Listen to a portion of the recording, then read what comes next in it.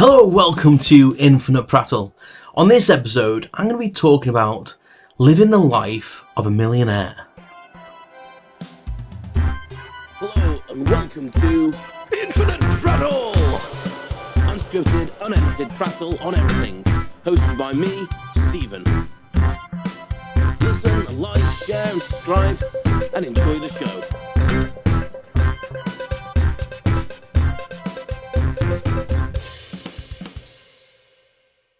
Hello, welcome back. I hope you are having a good time and you're okay. Oh my god, look, you can see in my glasses my light. Let's sort that out. Is it even possible to solve it in a way that... Probably not. I like have crazy... If anyone watching this, I have crazy pupils, cross-eyed pupils in my glasses. Let's just take these off. I don't actually need these on anyway. Let's take them off. Anyway, another stunning introduction from myself. I'm trying a different mic setup today. I've got the mic up here next to the camera. Whether that'll make any difference to the audio, not sure. I thought it might be more consistent because I'm facing that way. Unless I do this and turn away, which I might. We'll see how it goes. I'm only using one phone today to record, one camera to record, and the main reason for that is, it's twofold really. Firstly, I need to create quite a few episodes, so I need to bang them out quite quickly. So I'm trying to get ahead of the game a little bit. So the two camera thing and the setup for me is a little bit longer in the editing. Plus, my MacBook Pro is having a midlife crisis, and its memory is not very good at the moment. Basically, what I've done is put too much shit on it, and it can't really cope with the editing process at the moment. So I'm trying to be easy on it, and only having one camera to kind of render and stuff is helping it. So hopefully, going to sort that. So once I probably will go back to the couple of cameras because it should be able to cope better when I get my desktop set up. Anyway, I hope you're well. Thank you for joining me. If it's your first time, welcome. Infinite Prattle is where you've landed. I am Stephen, and we're approaching 5,000 downloads from podcast platforms. So I'm really grateful. It's not massive numbers for the amount of time I've been going and how many episodes I've got, but I don't care. As I always say, I don't do this for numbers or high profile feedback or anything like that, or money would be probably the driver for most people. I do it because it's good for my mental health, and hopefully people can share a laugh with me and maybe learn something occasionally.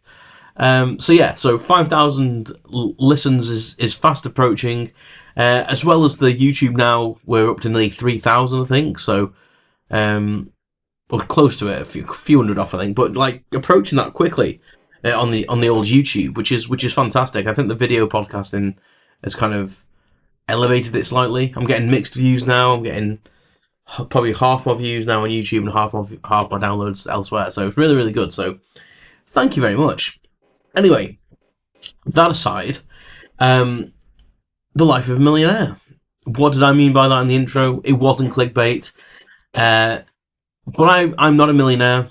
I just experienced a weekend in the life of a millionaire when I don't even know how old I was, 23, 24, back in 2007. So, bit of context in this. My cousin's husband years ago won some money on the lottery. Unfortunately, I don't speak to him now. They got divorced, and we don't really speak now, which is a shame. He was a nice guy. And after they got divorced, he just asked me, because we still spoke. There was no hard feelings or anything it was between them. And he just said to me, he said, there's this lottery do going on, which I didn't realise, the lottery in the UK, which started in the 90s, not sure what year, probably mid-90s. Probably 95, 96. It might have been earlier than that, because time means nothing anymore to me. And yeah, basically this lottery thing that he had invited me to is one of the things that they used to do. They used to regularly throw Camelot, who runs the lottery in the UK. Apparently, used to throw kind of like a party kind of get together for people that are in a similar situation that had won money on the national lottery in the UK. And I think the idea of it is to give them a platform to meet fellow winners, people with money, and kind of networking, but also to like kind of, it was almost like a publicity thing as well sometimes to promote the lottery as well. And the one he invited me to, which I didn't know at the time when he invited me, he just basically said, get to London on this day, I'll meet you, and like everything will be paid for. And I was like, right, well, I can't not pay for stuff. I had a job at the time. It wasn't a massively well paid job, but it was good enough. And he was like, no, it's fine, like I'll handle the bills and stuff. And I was like, he says most of the meals and stuff are all included anyway. The lottery's paying for the room and all this. And I was like, wow, well, fair enough. So I got myself a train ticket and went down to London. And it turned out it was a celebration of, I think it was the 500th lottery millionaire winner. So the celebration of making 500 millionaires, basically, which was really cool. It was really, really well done.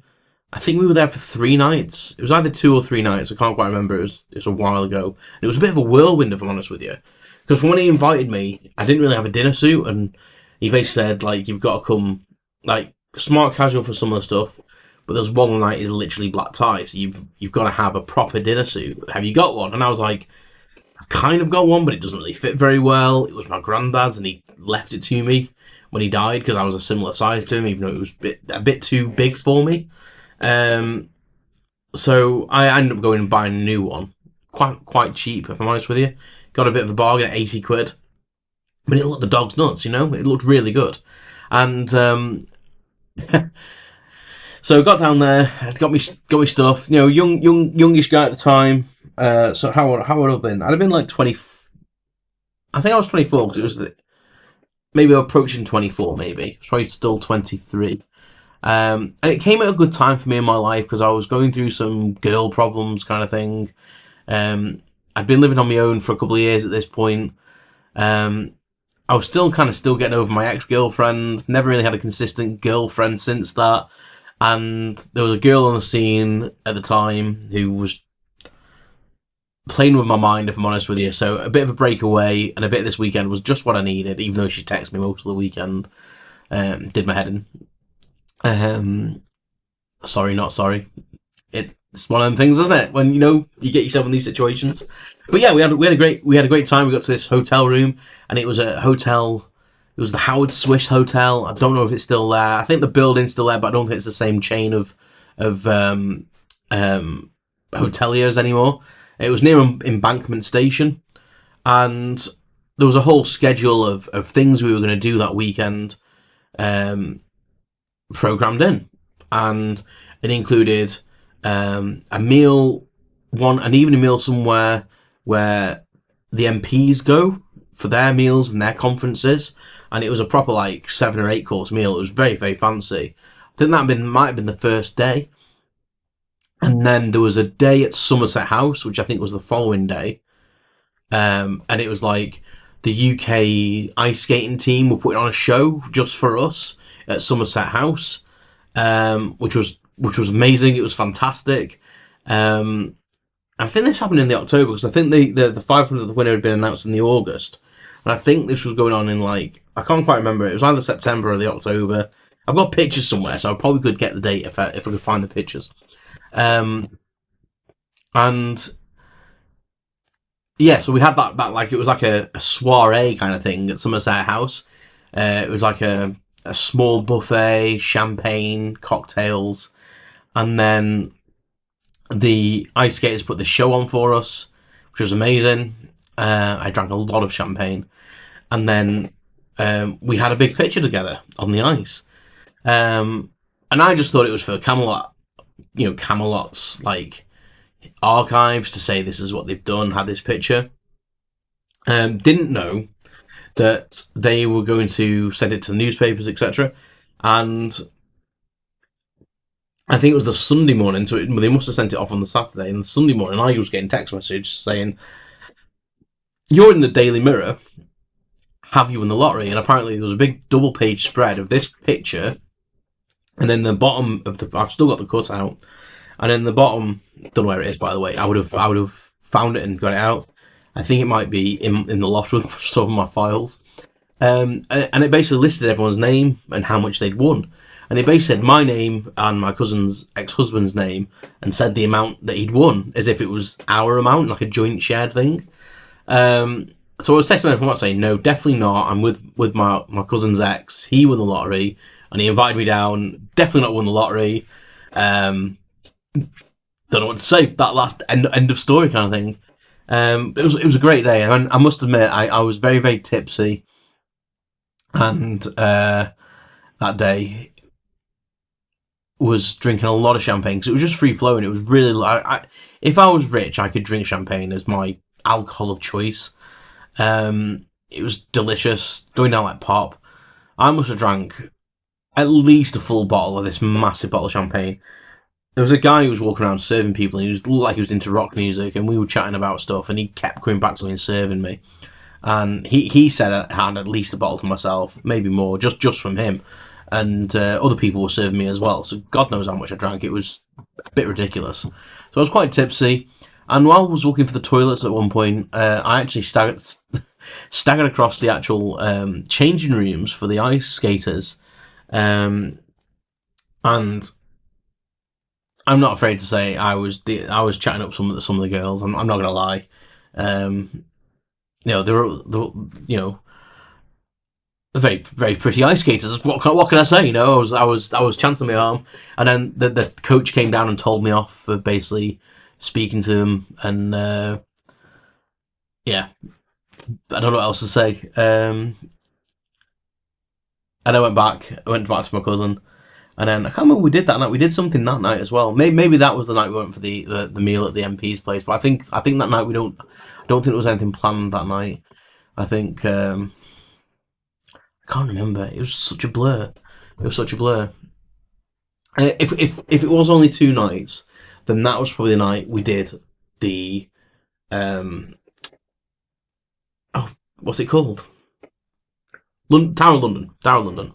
So yeah, I think that might have been how it was. I think I went down on the Friday, and we had the Friday there, and Friday was just like an introduction to the place, check in, the meal at the MP's place, and then I think the Saturday was Somerset House, and the night time was the black tie at the Tower of London.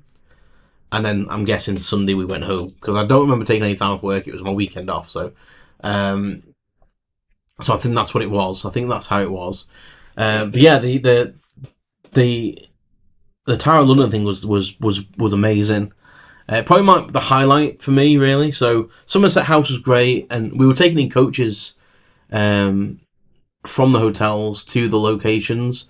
Even though for some of them you probably could have walked to quite easily, but they put coaches on and small minibuses for us. And then the Tower of London one, they had a Queen Elizabeth II impersonator, weirdly. I think because we were going to the Tower of London. And she was on the coach. It was a bit strange. I think the other coach had a different impersonator, maybe Charles or someone. But we got to the Tower of London, and it was closed to the public. And apparently they open it up sometimes for private events. So there's like a big long gallery kind of thing that they use. Don't know what it was used for historically, but it was very, very fancy. And we had a meal there. I can't remember what we had. I just remember the food was always nice. And there was like a magician walking around doing tricks. And there was at these events there was like little speeches and stuff happening on behalf of the lottery and stuff. And there was like a Michael Bublé-esque kind of singer, singing the old swing ballads and like Frank Sinatra style kind of ballads and music. It was really lovely.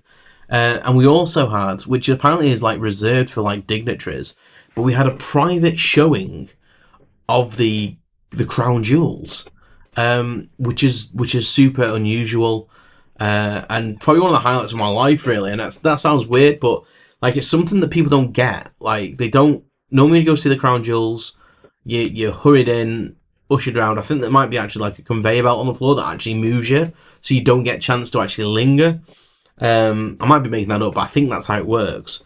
But that night we went in, we were free to... They didn't keep us in there very long. I will say that we were still time restricted, but we were free to walk around. We could stand and look at the crown jewels, and it was quite a thing, to be honest. I'm a royalist. I like the royal family, and yeah, it was quite a thing to be able to do that.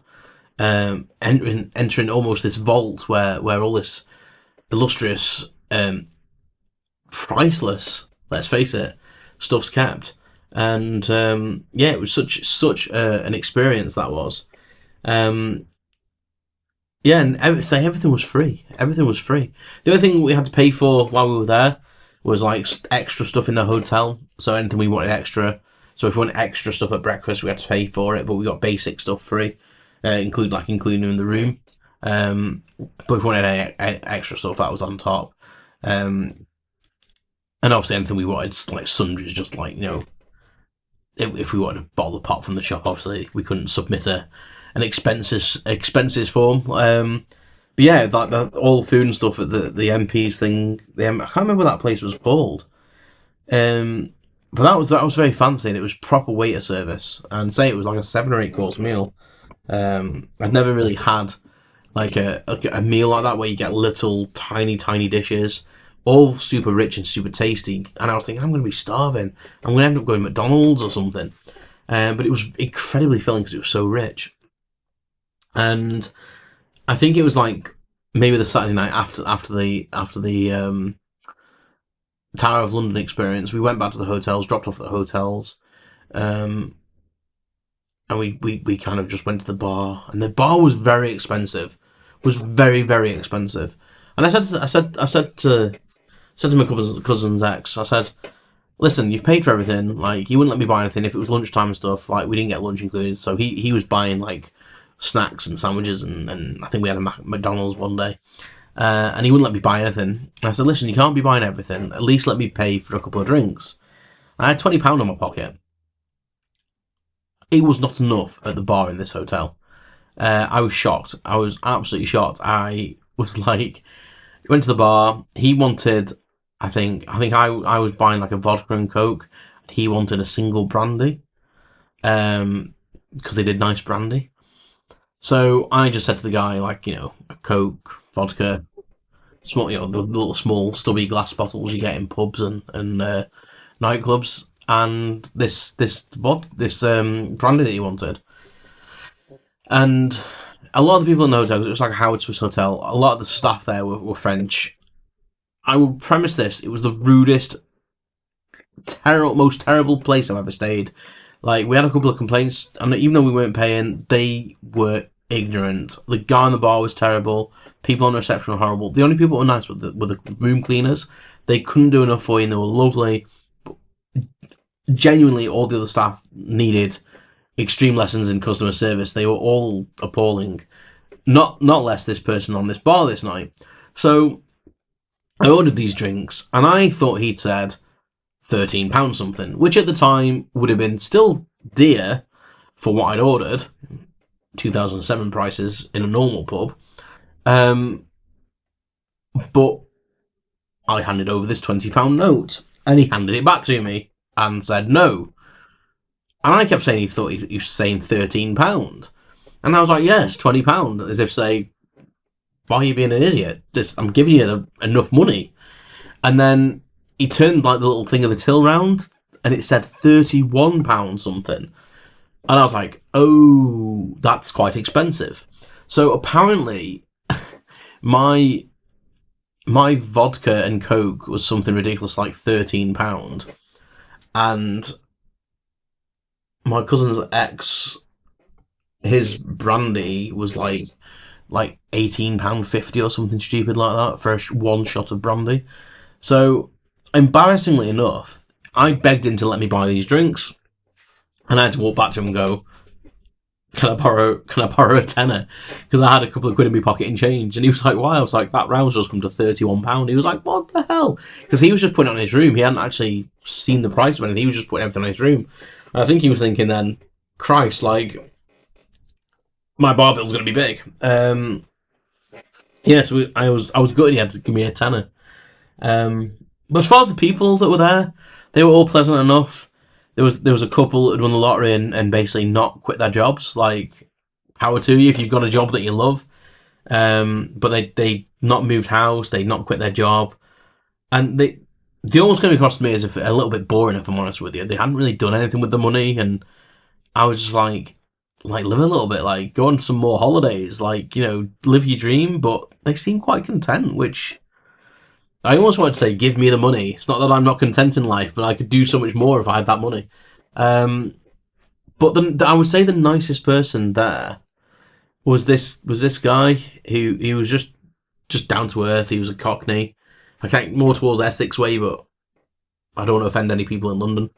But he was more down towards Essex, I think. But he was like on the verge of Essex and London, like somewhere like Ilford, Romford kind of area, I would say. Not sure how he was from, but like kind of that area kind of thing. And he was lovely, really, really down to earth. And the whole weekend we were there was a rumor that the person that had won the biggest jackpot in the lottery, which I think at the time was like 80 million or something like that, was on that kind of party invitation list, and everyone was questioning it. And I must admit, I got some new clothes and wanted to go down and look fancy. I didn't want to look like shoddy or anything. And people kept asking me, especially when I wore my dinner suit, if it was me, because they were like, "Oh my god, this dinner suit looks super expensive." And I was thinking it was 80 quid, and they were all thinking I'd gone to some designer and had it tailor made. Which kudos to the people that made it to make it look that expensive. Thank you very much. Like, I was getting loads of compliments. And my cousin's ex basically said to me, everyone thinks it's you or us that have won that big massive jackpot. And I was like, seriously? They were like, yeah. And I was like, that's really cool. So I just went with it. So when anyone asked me a question, I didn't deny it. I was having a good time with it, to be fair. And I thought if they want to believe that, they can believe it. I wasn't like misleading them saying, yes, I have won it. But when they asked me about it, I was like, oh, I don't like to talk about money. Thank you.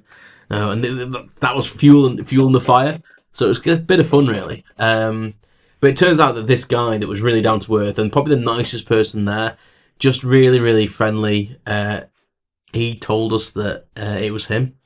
And I thought, well, it just goes to show, they say money changes you. And he was still of the ilk. We were chatting about the expensive things. Like, he was there when I bought them drinks, and he was like, that's ridiculous. Like, bloody nearly 20 quid for a shot of brandy. And he was very frugal, and he'd been brought up working class, and he still had that ethos, even though he had like £80 million in the bank, or whatever it was, 75 million or something like that. I don't know. Whatever the jackpot was, a huge jackpot. Whatever it was, he was still frugal, and he said he'd bought a nice house and bought a nice car and stuff like that. But he said he wasn't like going over the top when when he went out. If something was in his eyes too expensive, even though he knew he could more than afford it, he didn't want to buy into that culture of, I've got the money so I'll pay it. He still was of the mind of, no, that's not what an average person could afford, so I'm not paying it. And I was like, fair play to you, man. But I think having got a little bit older and worked as long as I have now, I'm probably now the age he was back then. So I would say he was probably like in his early to mid 40s. And I think I'd be the same to a degree. Like, I wouldn't want to spend excessively on stuff just because I have the money.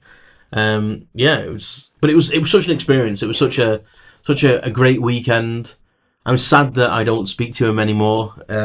He gave me that experience, and I don't think it was anyone's fault. Sometimes families break down a little bit like that, and then people drift apart. I have no bad feelings towards him. I don't know why we kind of stopped talking, kind of thing. Maybe it was just the whole thing with you know,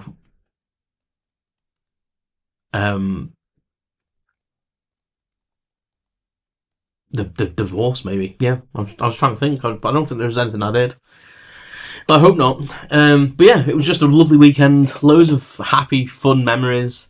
Got a few random pictures. Had experiences that I wouldn't have had anywhere else.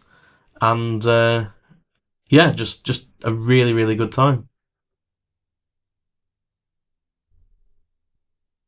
So yeah, I'm going to leave it there. I don't think there's anything else to say.